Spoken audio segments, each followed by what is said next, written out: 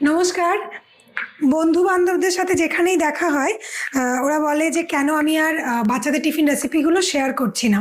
আসলে সময়ের অভাবের জন্যই করতে পারি না।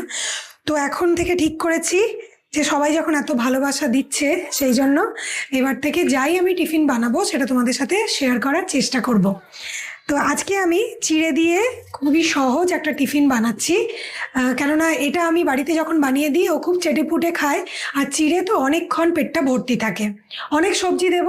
তো কি কি বানাচ্ছি আর কিভাবে বানাচ্ছি চলো তোমাদের দেখাই। প্রথমেই আমি 2 চামচ চিড়ে নেব। রেগুলার যে বড় দানার চিড়েটা হয় সেটা ব্যবহার করছি। এগুলোকে ভিজিয়ে রাখার দরকার পড়ে না।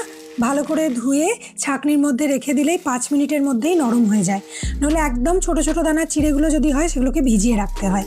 ওই আমি 2 চামচ নিয়ে ভালো করে ঝেড়ে এটাকে একদম সুন্দর করে ধুয়ে নিচ্ছি, কেননা প্রচুর পরিমাণে নইলে ধুলো থাকে।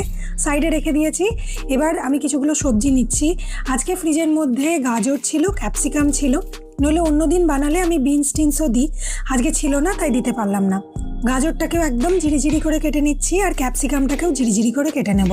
যে কোনো সবজি যেটা বাচ্চা খেতে পছন্দ করে না সেটাই কিন্তু এর মধ্যে দিয়ে দেওয়া যায়। একদম সরু সরু করে কেটে দিয়ে দেবে। খেতে ভালো হয়। যত সবজি বেশি মাত্রাটা যত বাড়ানো যায় ততই খেতে ভালো লাগে।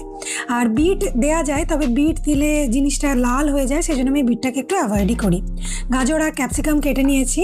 আর ফ্রিজের মধ্যে ছিল ফ্রোজেন মটর। মটরটাও দিয়ে দিচ্ছি 1 মুঠো মতো। মটর খেতে আমার ছেলে খুব পছন্দ করে, তাই জন্য মটর দিলাম। আর আমি অল্প একটুখানি পেঁয়াজ, মানে একটা বড় পেঁয়াজের হাফেরও কম ওইটুকুটাই আমি একদম ঝিরিঝিরি করে কেটে নিচ্ছি। তাহলে আমি আজকে দিলাম পেঁয়াজ, মটর, গাজর আর ক্যাপসিকাম। কড়াইয়ের মধ্যে 1/2 চামচ ঘি দিয়েছি। অল্প একটুখানি গোটা জিরে দিয়ে ভালো করে নাড়াচাড়া করে নিয়ে পেঁয়াজ কুচিটা দিয়ে এটাকে ভেজে নেব। খুব লাল লাল করে ভাজার দরকার নেই, পেঁয়াজটা একটু সেদ্ধ মতো হয়ে যাবে তবেই চলবে। এবার এটাকে সাদা তেল দিয়েও করা যায়, আমি ঘিটাই দিই। আর খুবই কম পরিমাণে দিই, যাতে সকাল সকাল অতটা তেল না খাওয়া হয়। এবার সবজিগুলো দিয়ে দিলাম আর সামান্য নুনও দিয়ে দিচ্ছি। এবার ঢাকা দিয়ে ওই 2 মিনিট মতো রান্না করব লো ফ্লেমে, যাতে সবজিগুলো নরম হয়ে যায়।